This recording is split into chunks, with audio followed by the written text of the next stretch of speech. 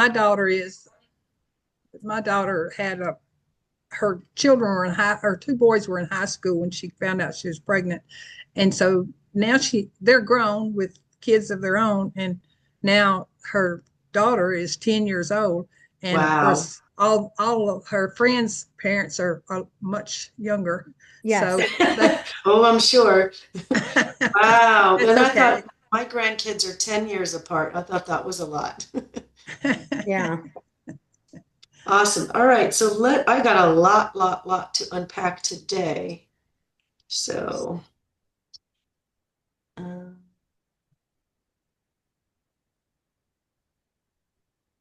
all right. So, welcome in, everybody. We've got a small group today. The Wednesday used to be my biggest group, but it seems Monday and Tuesday are killing it. So, anyway, we're talking all things gut, liver, hormones, weight loss. We're going to throw some parasites in there. So, hopefully, you guys have some questions. We'll save that for the end. We've got I got a lot of shout outs, and some funnies and some welcomes. We're going to talk about cleansing and detox. We're going to talk about the digestive system, what happens when it's off, how to correct it, liver health, parasites, hormones, and then Q&A at the end, of course. So I'd like to start off with some testimonials. These are people that have come through and sent us their pictures. So if you guys have a before and after picture, please send them to me. I would love to have them if you're willing. If you want to put and I used to do this years ago when I was running my own weight loss business, put the smiley faces over the actual client's face. So if you're feeling shy, I'm sure we can figure out how to cover your face if you don't want to do that. But anyway, this lady up in the corner, I think her name is Michelle. You can see just in her face. She doesn't have to show her whole body, but you can see in her face quite a difference. Crystal, she did fabulous. I remember she was on vacation and she was still, turning in her logs, which is pretty good when you're on vacation. And then Dre down here in the corner, um, I actually met her at the gym, and I ended up being her client or her trainer, and she ended up being my client for my weight loss program as well. Where is my shout out list? All right, so we've got Carol, who lost more weight on this program in a short amount of time. So she said she's not done a program that worked this well for her, so good for her. And her congestion is improving every day, and she's brand new. So she's just getting started. So for her to see that kind of result isn't typical, but it can happen. Your timeline's your timeline. But whatever, depends on the severity and what's going on inside your body. Christiana says she feels uh, the bloat is gone. She feels her rest has improved. Her sinus issues are completely gone, which was one of the reasons she signed up. And she was taking allergy medicine. She goes, they weren't even working, but she was still trying to take them anyway. And just doing this program, it's usually the elimination of certain foods, which we'll learn today, can get rid of a lot of that sinus. Jane, she's a rock star in the house with us today. She's been through hell and back, and we've all been through hell, but she's gone through it all at once. And so for her to thrive through this, I'm not worthy, so to speak. She has no more chest pain. She was having issues with her heart. Her constipation is gone. She gave up her cleaning lady because she's got the energy enough to clean her house, and she wants to keep moving. She did that with intention, so that's awesome. Her knees don't hurt. She can play pickleball far better. And now she can have more fun to play with her grandkids. And she's got a trip coming up. And so I'm excited for Jane on that. And then Charlene, she just finished the program, and all the issues that she signed up to, why she signed up, she said they're all gone, all of them. So Charlene, congratulations to you. And then our new people, welcome to Chris, Angela, Marcy, Susan, Shirley. We got two new Kimberlys, Sarah, Deb, Christina, Evelyn, Christiana, Sherry, Betty, and Michelle. So welcome in to everybody and congratulations to everybody. If I didn't say your name this week, it's not because you didn't do the thing you're supposed to be doing. There's just a lot of people doing well. So if things aren't moving as fast for you, hang in there or get with me. We'll come up with something to get those things moving along, maybe hopefully a little bit quicker. All right, so I found that I don't know who Wendell Berry is, but he's brilliant because this is exactly true. I might have even picked this out of the course that I'm taking, but people are fed by a food industry which pays no attention to health and treated by the health industry that pays no attention to food. Is that not the truth? Gosh, that's, we're exposed to thousands and thousands of toxins every day, from our water bottles to perfumes to dyes and chemicals in our foods to pesticides that are put on the foods to the foods that our food is eating, like conventional chickens or just regular farmed cows. We're getting just toxins coming at the air we breathe, all of that kind of stuff. So it's coming at us. They say we have 5 to 20 pounds of sludge in the gut. All of these toxins are primarily stored in the fat cells, but also in the brain, in the lymphatic system, in other vital organs in the body. So we want to learn how to get rid of these toxins. So let's dive right in. So are you toxic? Let's see. Yes. Well, it depends. Is your personality toxic or is your body? No. My life. Yes. Well, no, Better. you've eliminated your toxins. You're right. You really are, Jane. You are the rock star in the house for sure today. But some of the symptoms are of toxicity. Welcome in. Is brain fog, fatigue, that's a big one, blurred vision, gas, bloating, constipation, any digestive disruptions can mean your body is toxic.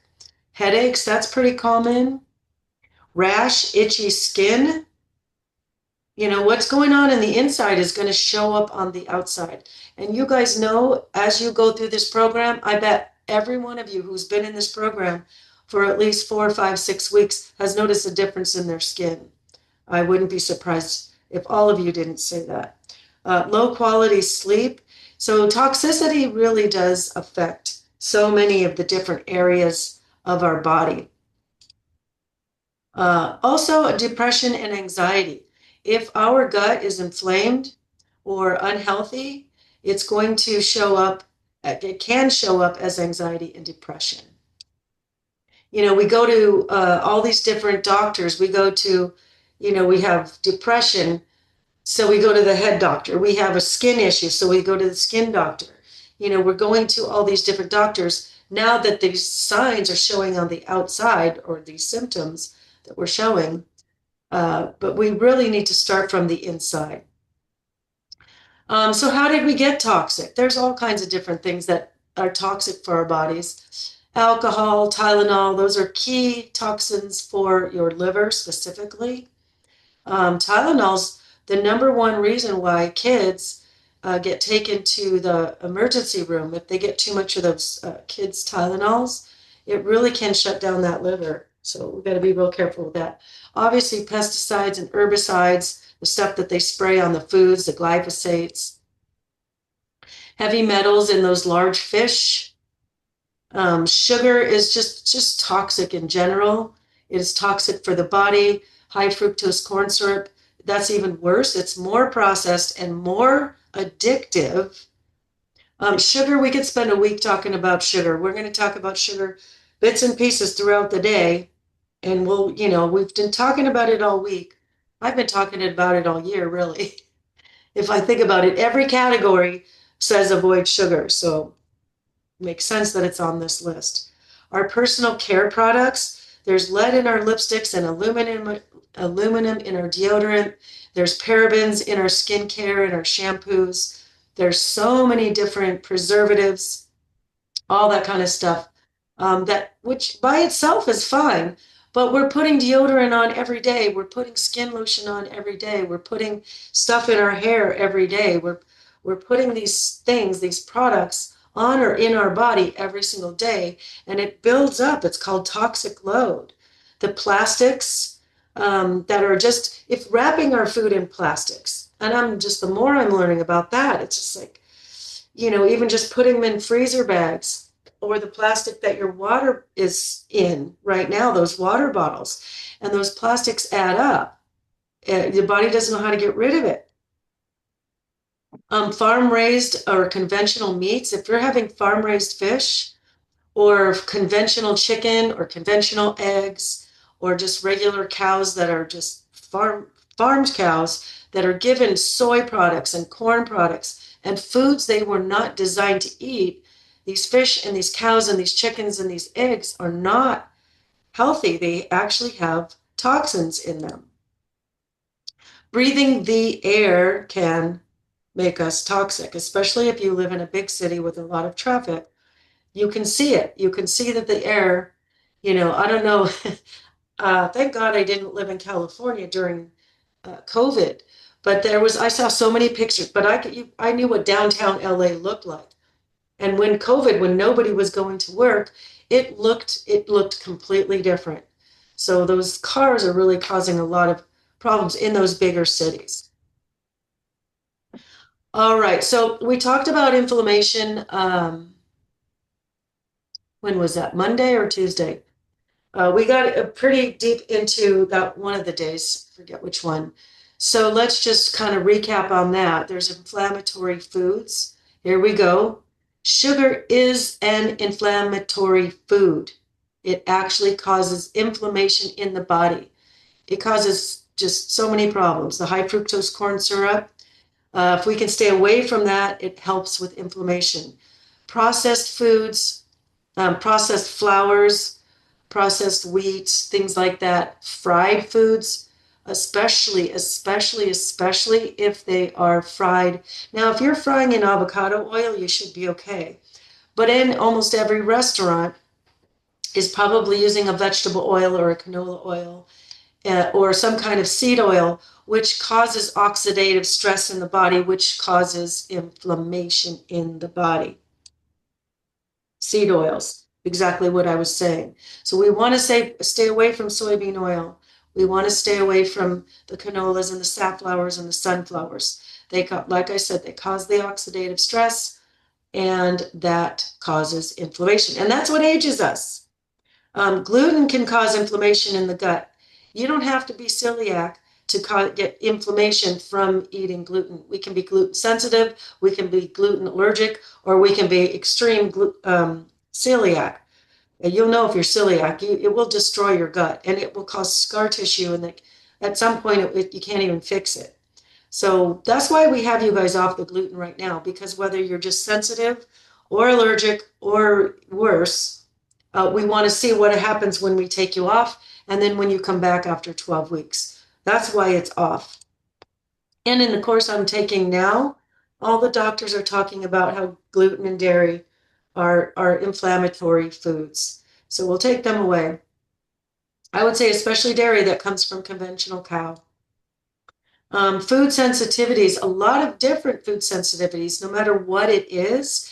If we have a little bit of even if it's a teeny tiny sensitivity to a food, we have certain reactions to the foods. Those reactions cause inflammation. And inflammation, there's two kinds of inflammation. There's acute, where you get a scratch or an injury on your arm or your ankle or your foot, whatever. That area gets inflamed. It's there to bring all those blood cells over to cause the healing, and then it causes the healing, and then it goes away. But if we're constantly eating foods that are giving us inflammation, then we constantly have a low-grade inflammation or inflammation in the body. It starts to add up, and it starts to increase, and it starts to get worse. So that's why we have you guys eliminated a lot of the foods.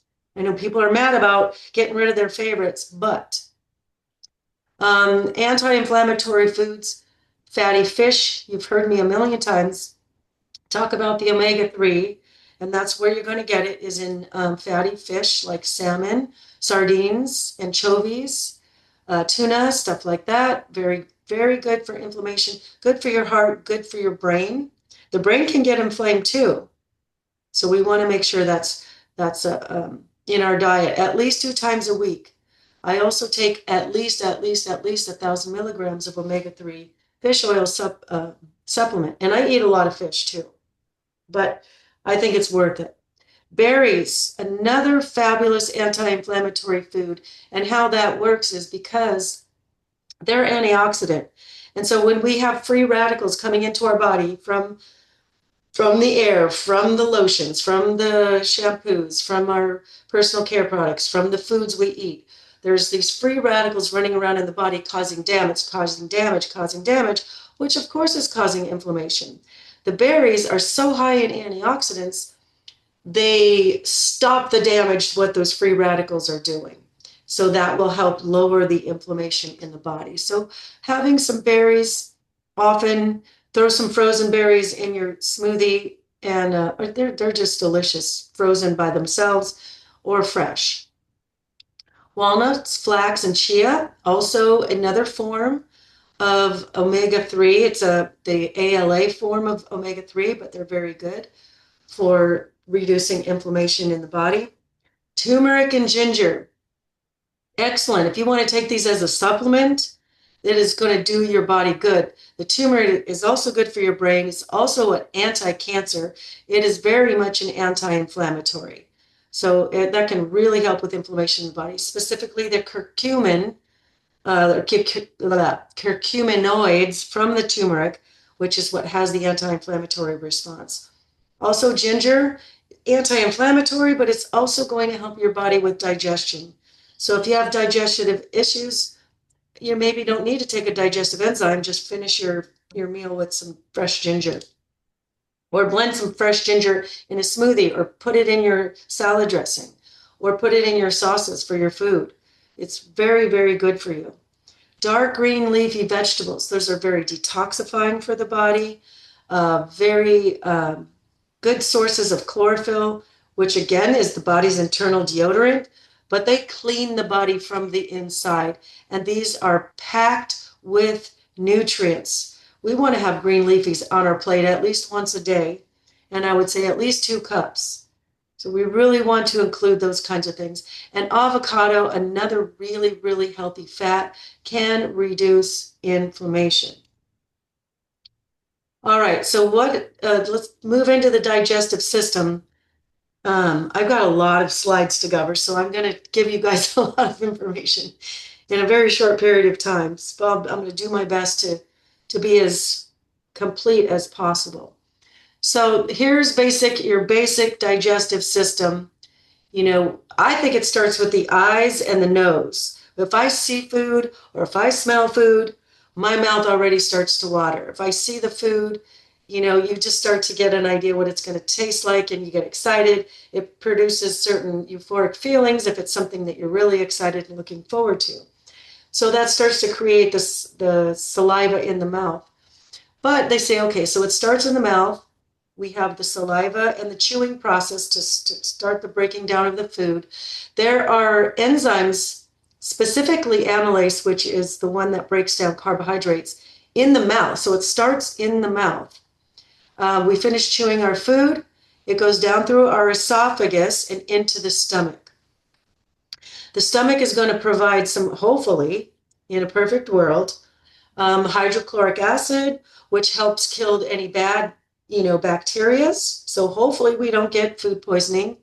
It also has enzymes in there that helps break down the food.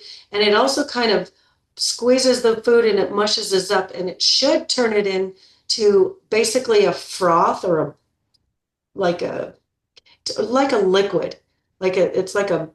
It's like a thick liquid. It should be.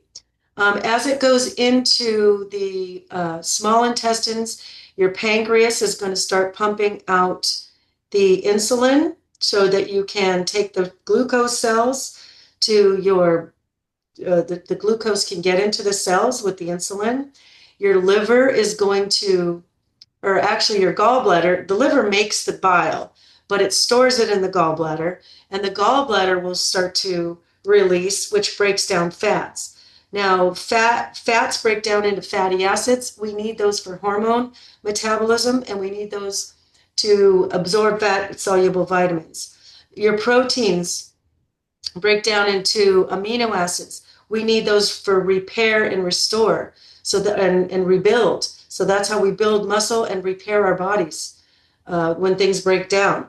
And then we've got carbohydrates, which break down into glucose, which is your energy, your body's favorite form of energy.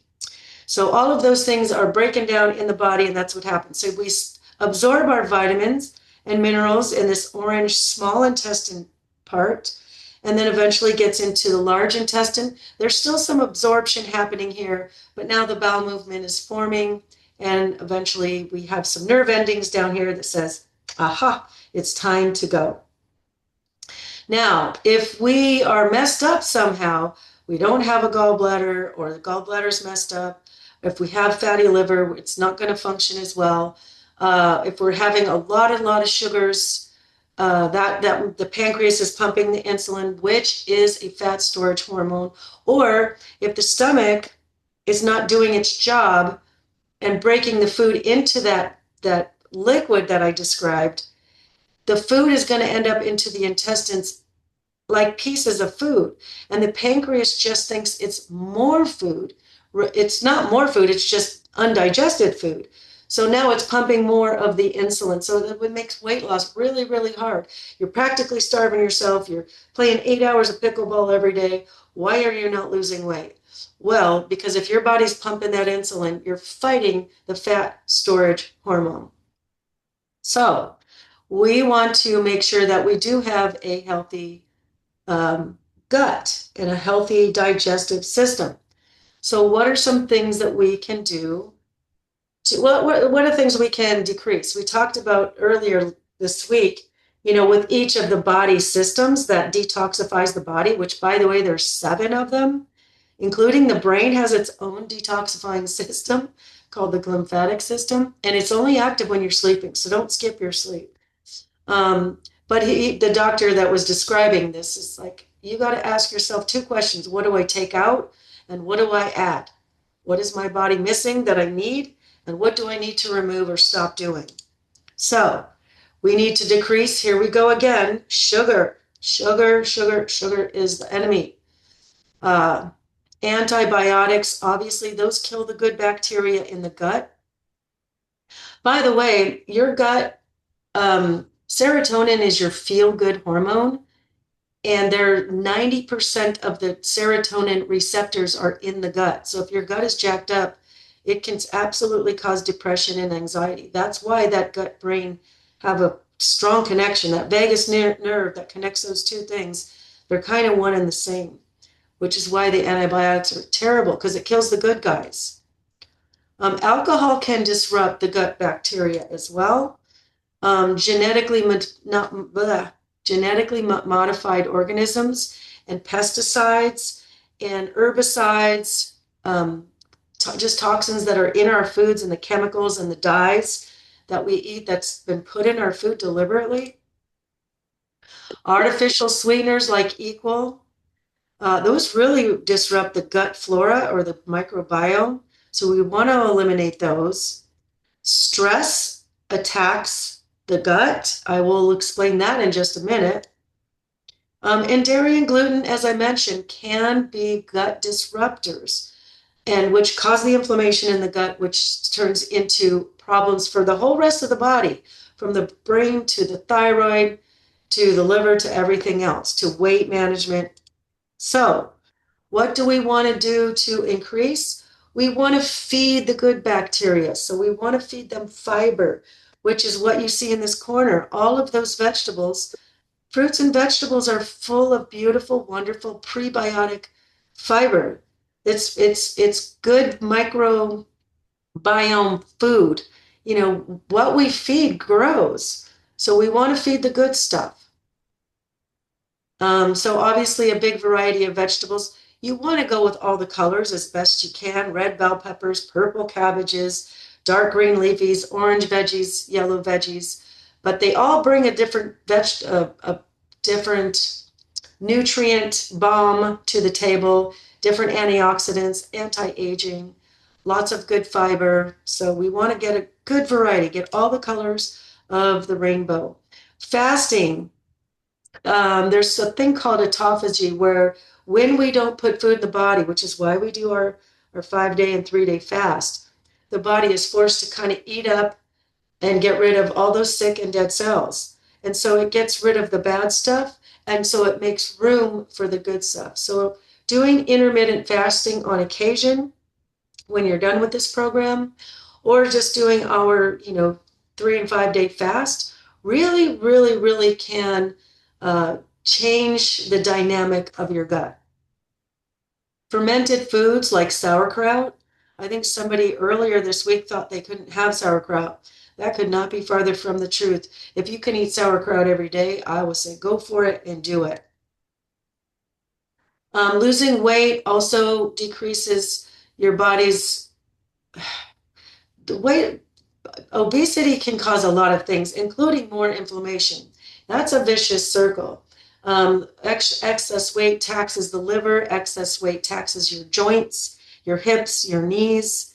So weight loss can really increase a lot of things, but it's also good for a healthy gut as well. And if we're eating good, clean foods and we're staying away from the modified stuff and the pesticide stuff and the fake foods and the foods that cause inflammation in the body, we're going to lose weight anyway. So this is just all part of that process. Oh, I put that in this morning. I'm like, why isn't fasting on the list? I guess I really wanted it to be there. So fast and then fast again. Just kidding. That's funny. All right. So we talked about this a few weeks ago, but just to reiterate what happens if we don't manage our stress and what happens in the gut when we don't. So we have the autonomic nervous system. We've got the sympathetic and the parasympathetic. We've got the fight and flight, or we got the rest and digest. So when we're stressed, we got a bear chasing us with teeth that look like his. He looks pretty angry. I wouldn't want to be standing in that field. Well, what happens? Your heart rate increases, your blood pressure goes up, and that's for a reason. It's preparing you to run or fight, and you got to be ready. Your blood pressure increases, your breathing increases, your eyes will dilate, your digestion and your immune system stops. So if you think about it, you see a bear, coming at you like that with his mouth open and showing you his teeth, the last thing you're thinking about is where's the bathroom. You're just not thinking about that. Your body does not need to eliminate. Your body's also not worried about the fact that yesterday at the airport you were exposed to the flu. And so there's this microscopic little flu bug running around in your body.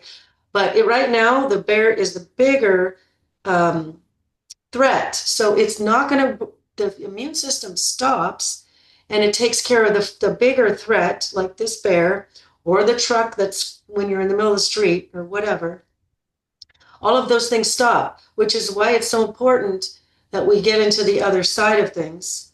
Your body produces extra glucose, which gives you the energy to fight or run. But when we have extra glucose in the body, we're also excreting a lot of insulin, which is your fat storage hormone, which makes it harder to lose weight if we live in that fight or flight state. So yeah, we need that fight or flight to get away from that scary bear that's about to kill us right here and right now. But we also need to find our way back to the rest and digest section. The energy, the liver activates other energy stores as well. So you're ready to go.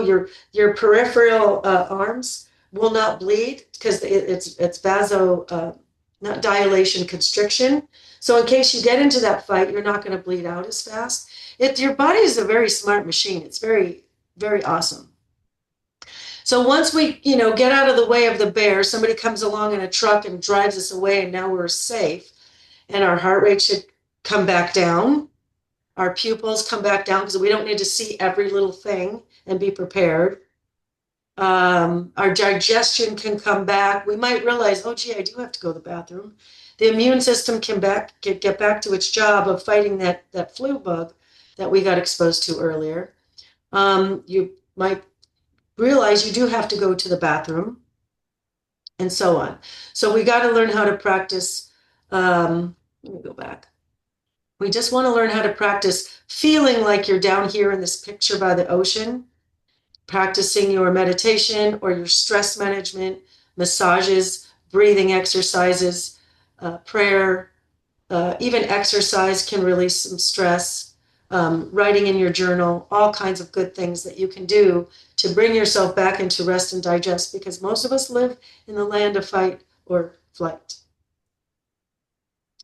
All right, so liver health. Let's see what we can do here. So first of all, what are some symptoms of a toxic liver? Fatigue, trouble losing weight, gas and bloating, brain fog, water retention, itching or other skin issues.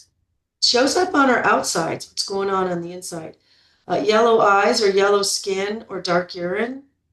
Dark urine can also be dehydration too, so drink your water, which will help your liver. Blurry vision. When I'm really toxic, I don't even realize how blurry my vision is until I do a cleanse. And it's like, wow, everything's so bright and shiny. It's really kind of cool. Also, another symptom of a toxic liver is if you find you're really angry a lot or easily angered. That can be a symptom of a toxic liver. So what can we do? Consuming cleansing foods like your greens, like the ones below, those cruciferous vegetables in the corner. Drinking your water, as I mentioned, flush out that liver as best you can. Fresh, clean water. I mean, if we have, oops. Welcome in. We got some new joining. Drinking your water, flushing out your liver.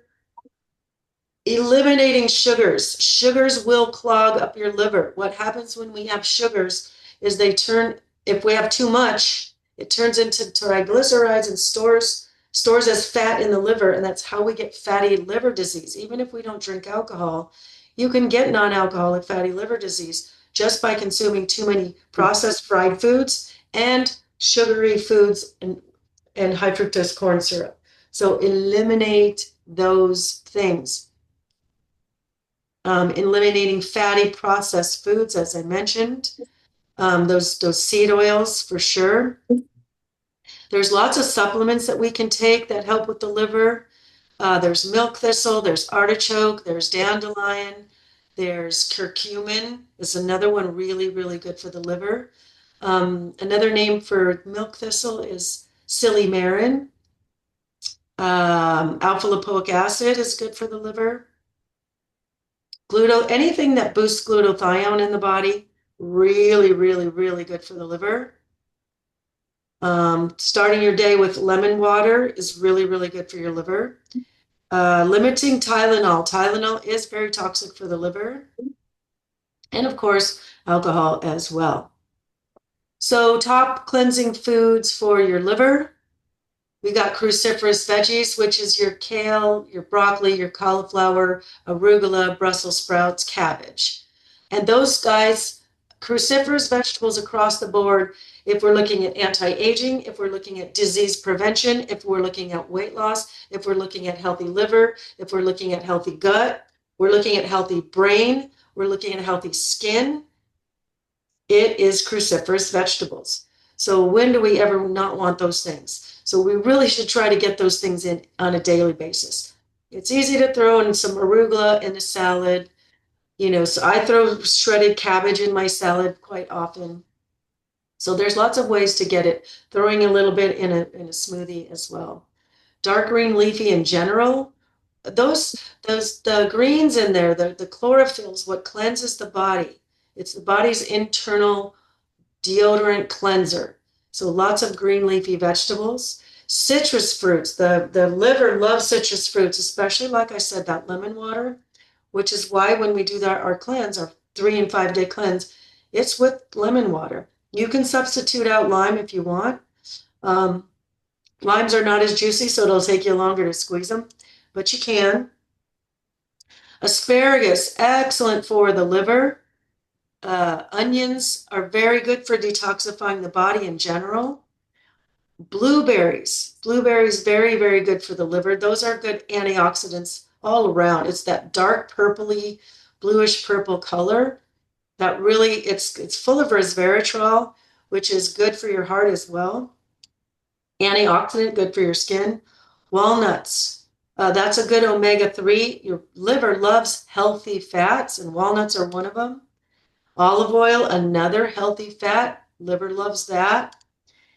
Beets. I thought I had a kidney infection. I wasn't sure if my kidney or my liver. I was having some pain and some other things going on. So I was doing some research, and I put some beets and the beet greens, the greens that come on the top of the beets. Those are just as nutritious too. So you don't want to do a whole beet. I didn't even do a half a beet. I did probably a fourth and some of the greens. And I put that in a smoothie with lime juice.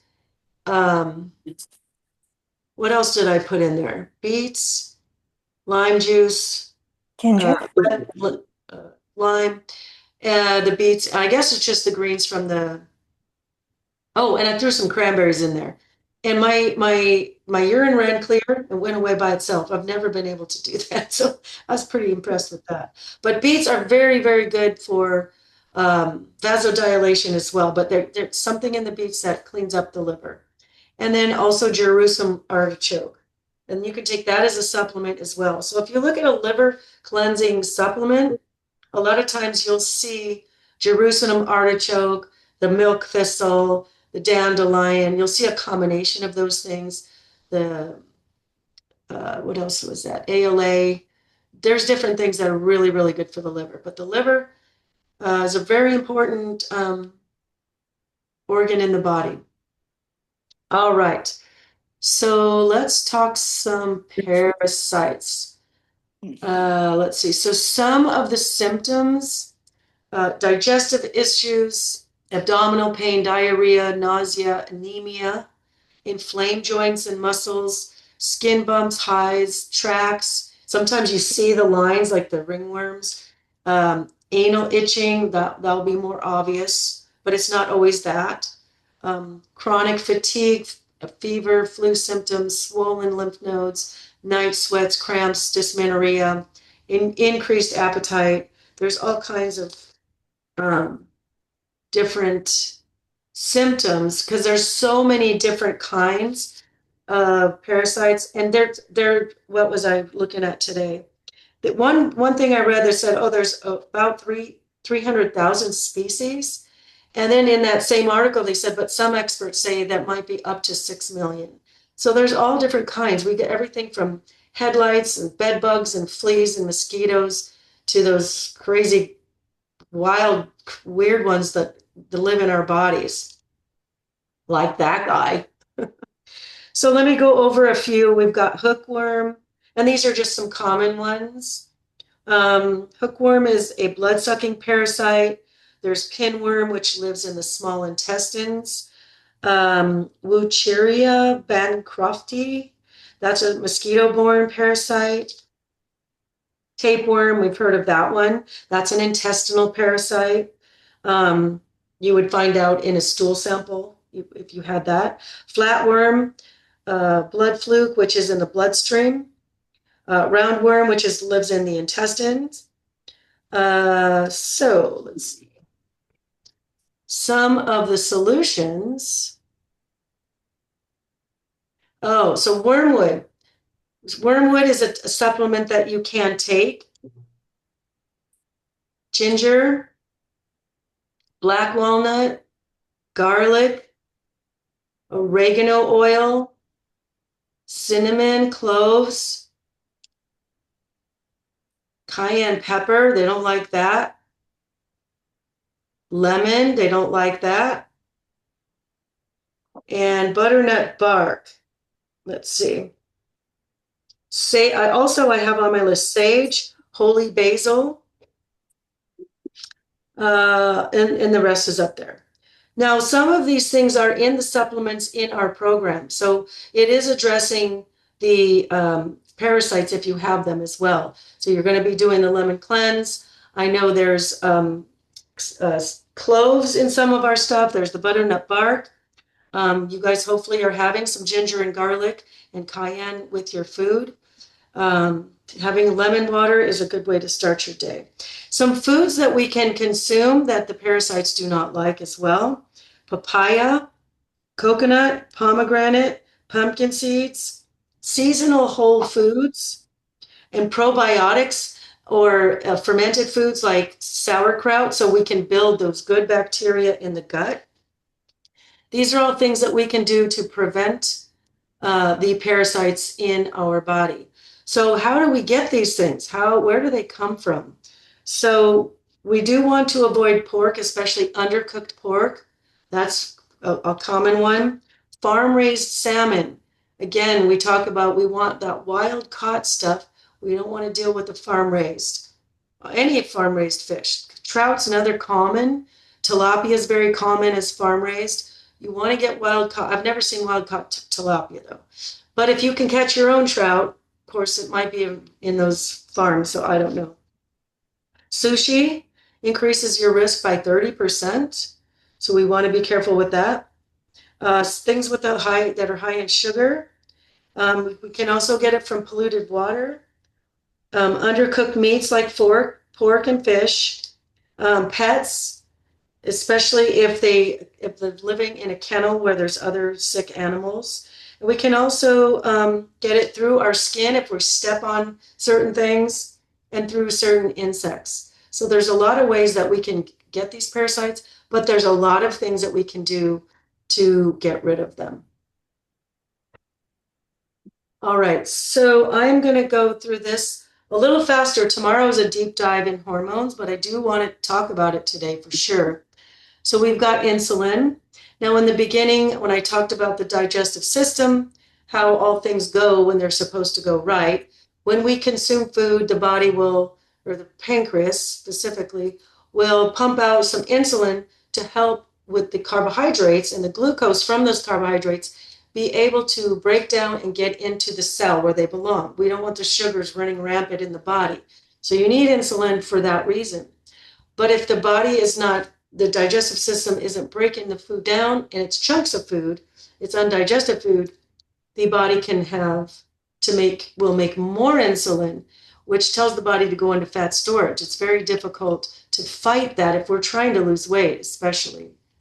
Also, if we're eating a lot of carbohydrates in one sitting or eating very high glycemic foods, it's a lot of insulin is going to spike, and that will immediately throw you into fat storage mode. So that's why we want lower glycemic, and we want to stick with our half cup portions and no more than 2 half cups at separate meals in a day, in a single day. So insulin is an important one to pay attention to. Cortisol. Cortisol is your stress hormone. So there's the rest and digest or the fight or flight. So when we're in fight or flight, we need the cortisol. We need those, it comes, that adrenaline to get into our body so that we can run or so that we can fight. But unfortunately, if we live in the land of stress all the time, stress all the time, stress all the time, cortisol is the one responsible for belly fat. So we want to manage our stress to the best of our abilities. Ghrelin and leptin, these two go together. Ghrelin is your hunger hormone. Leptin is your I'm full hormone. Ghrelin and leptin can be controlled with sleep. You want to make sure you're getting enough sleep. One night of bad sleep throws those things off. And I bet any one of you who's had a terrible, terrible night's sleep, the next day you just want to eat. And you want to eat carbs, you want to eat comfort food. And that's because your ghrelin and your leptin are completely off. So we want to make sure that we at least get enough sleep to manage those. And doing this program and eating in this way also can help regulate those two things as well. Some of my clients say they're never hungry. Some of them are always hungry.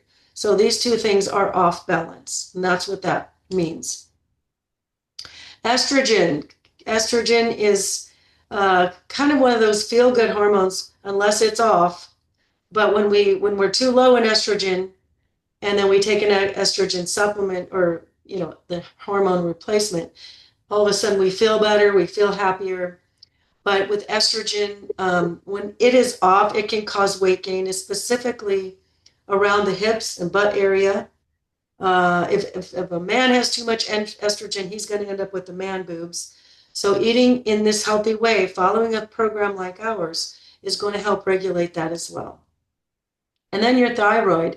Your thyroid can be one of the many things that it can have a strong control of, is whether we can lose weight or not. So if the thyroid is off, we want to it's going to be very hard to lose weight. And Hashimoto's and inflammation and gut inflammation is what usually sets off the thyroid and starts to mess it up. Autoimmune diseases, if we go from unhealthy gut to a leaky gut, can cause autoimmune, which also can translate into that Hashimoto's, which just makes it really, really hard to lose weight. All right, so let's recap. We've got detoxify your mind and your body. So we understand that we have to manage our stress as well, manage our food.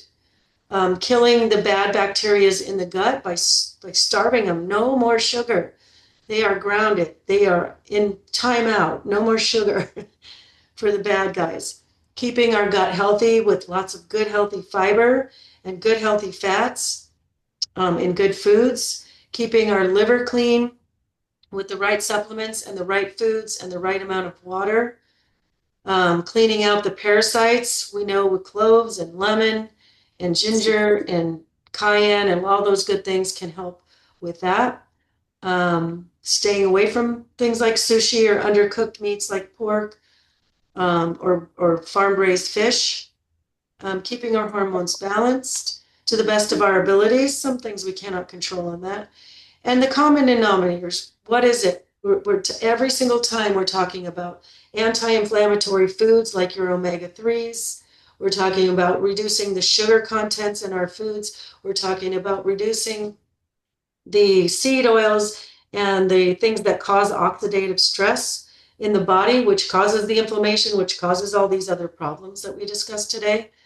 And it doesn't matter which system you're talking about, whether it's your brain or your skin or your lungs or your kidneys or your liver or your digestive system. All of those systems are your detoxifying systems.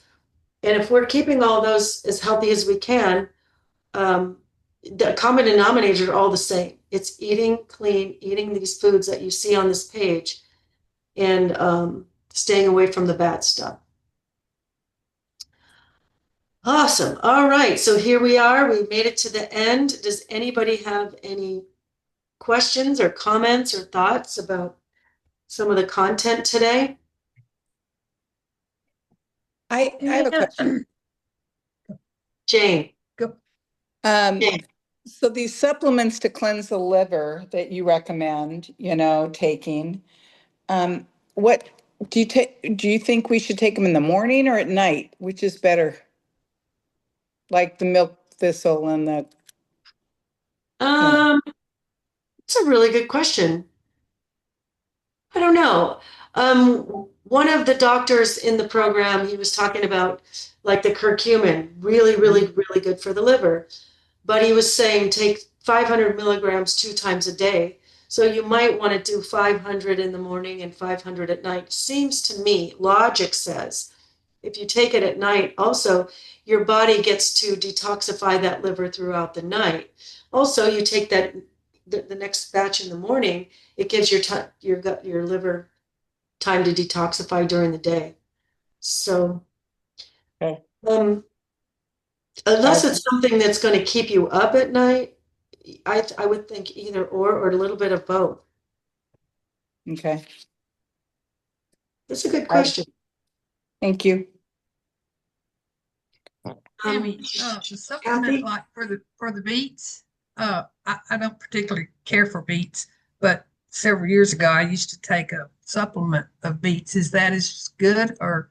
Yeah. I used to sell that in my store, and It has a nitric oxide effect, which is a vasodilator. So people would take it as a pre-workout. Okay. Men would come in and buy it on Valentine's Day. Okay. Too much How is else do I say that? It's a vasodilator, so it's going to increase blood flow. right. So I used to sell like certain pre-workouts, which are vasodilators. L-arginine and citrulline is another vasodilator that men would come in and buy on Valentine's Day. Let's just say that. But it's good for your blood pressure, same thing, because it makes those arteries able to stretch and expand. It's dilating them. And so that blood flow can go where it needs to go for either your heart muscle, or if you're a bodybuilder, your skeletal muscles, or the other muscle. And we can Yeah. take these with our current supplement. You can.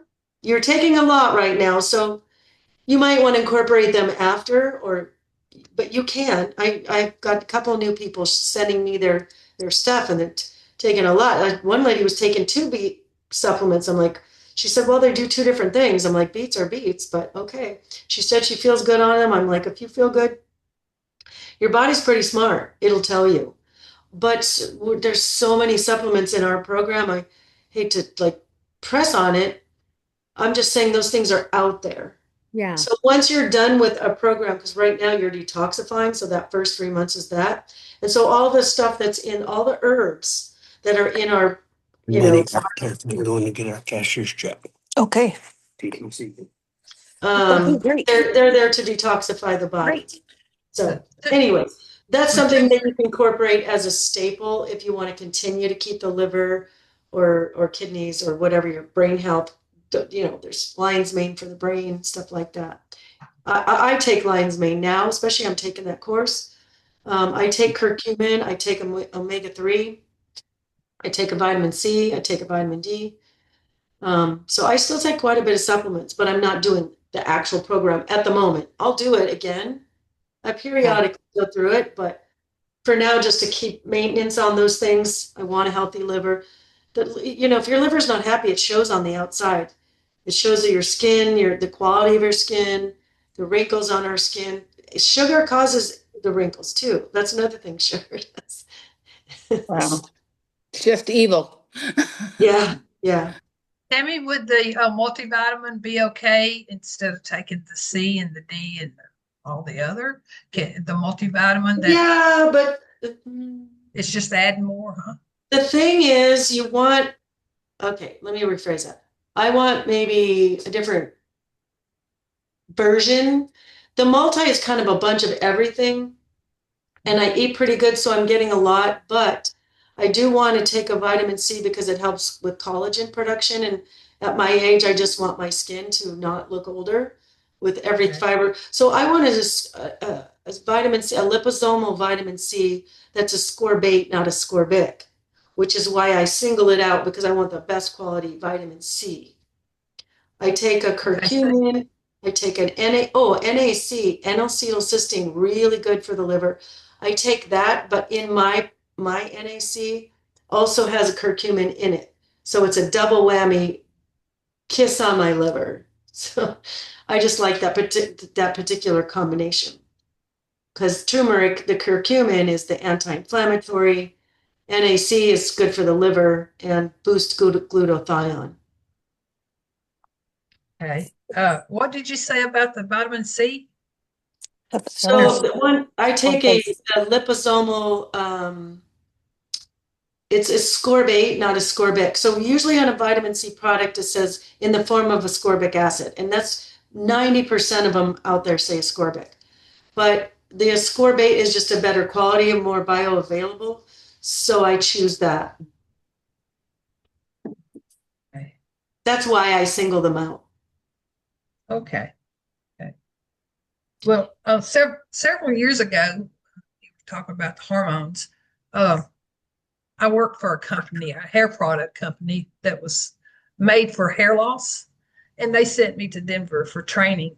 And they said that because so many things are in plastic this day and time, even Coke cans are lined with plastic. and Yep. said what that does when it gets in the body, it makes like a pseudo estrogen. Hmm. You're getting too much, your body thinks it's estrogen, but it's not. It's a pseudo estrogen. And that was one of the causes for younger men this day and time to be going bald. Really? Okay. That makes perfect sense. Mhm. That makes absolute perfect sense. And I was thinking about that the other day. Where was I? Friend's house, and we're having dinner, and he just keeps, he just uses class, and he knows what I'm going to say. And he goes, I got a class just for you. But he's just a guy. He doesn't really care about all that stuff. But he's just getting it. He's getting an earful, and now he just knows. Just, don't have the plastic around town. But I'm thinking about it. I was making a salad dressing, and I was throwing an orange wedge in there. And I said, but can I put this in? And he goes, oh, just throw it in a freezer bag or, baggie. And I'm like, here we go again with the plastic. And like, well, at least it still had most of the peel on it. We're not going to eat the peel. Hopefully it doesn't touch it. I'm at his house, so it's his deal. I'm not going to be the plastic police. I'll say my thing, but I don't want to be that girl too much, unless they hire me to do it, I'll tell you. I don't want to be the food police when I go out to eat with my friends. I don't want to be that unless you ask me to, and then I will. So you do know, you take your supplements out of the plastic bottles and put them in glass bottles? I do not. Oh, okay. And that's just the point is it's coming to be more and more and more and more obvious. Like it is freaking everywhere. And now I got to think about maybe I should go to the 99-cent store. Silicone bags, I would think silicone bags would be better. I would think so. But who knows? They'll come around in a few years and have some studies that it might not be. I'm the same way. Um, Microwaving in styrofoam. I do not buy styrofoam plates. no, I no, use paper, but yeah, you want to if you're going to microwave in glass. Yeah. I was, we can split hairs and, we're going to get hit by a truck and whatever. But I was looking at some other article on microwaving and they were doing an experiment with plants and they microwaved some water, boiled it, let it cool, of course. But then it was like regular water and then microwaved water. And they each had a plant, they each had the same amount of sunshine and the microwave plant died. And wow. so that just struck me because there was the visual of the dead plant, and the live one that didn't get the microwave. And I'm like, what's it doing to our food? And like I'll meal prep, but then I'll warm it. I try not to do more than a minute though, because it freaks me out. I don't want it ice cold. It's a stew. I don't want it cold, but Right. uh, you know, there just. But if we even do some of the things we're talking about today and we're eating the right foods at least and we don't always use plastic or we try to buy things in glass containers like your salad dressings, the chosen foods or primal kitchen, one of them does plastic. I forget which one. I think chosen foods does glass, but go Primal with. Primal Kitchen's glass too. Oh, okay, one of them. I have a plastic one and I'm like, why is it in plastic? Don't they know why we're even buying their product and paying extra? They know that we're looking at that stuff. They know what they're doing when they put the ingredients. But if they put in all those wonderful ingredients in a plastic bottle, I know I had one. Maybe it was because it was the larger one. I don't know if the glass bottle just cost them too much money to make it make sense, or it would be an $18 bottle of salad dressing if they did. I don't know. I'm assuming that's why. It's too bad, but like all my bottles, I get the glass, and I'll just buy like sparkling water in a glass bottle, and then I put them through the dishwasher and I refill it with my filtered water. So that way I have glass instead of, plastic. Yeah. Another question I wanted to ask about the green leafy vegetables. I don't, I can, and sometimes I do eat green leafy vegetables, but can we take the green supplements and Would that do just as, I know it wouldn't be as good for you, probably. I probably, There's probably know the answer. there's two schools of thought on that. If you take a green supplement Mhm. and it's got things like kelp and chlorella and spirulina and those greens that we don't normally eat. I love to see that because I do eat greens, I do eat broccoli, I do eat cabbage, I do eat other greens, but I don't eat spirulina on a regular basis. I don't have chlorella and all these other cool, like blue-green algae and stuff like that, that really has some detoxifying compounds in there. The other side of the coin is you're not getting any of the fiber and, maybe not all of the nutrients that are in it. Plus it depends on the company and how they process it, whatever the case may be.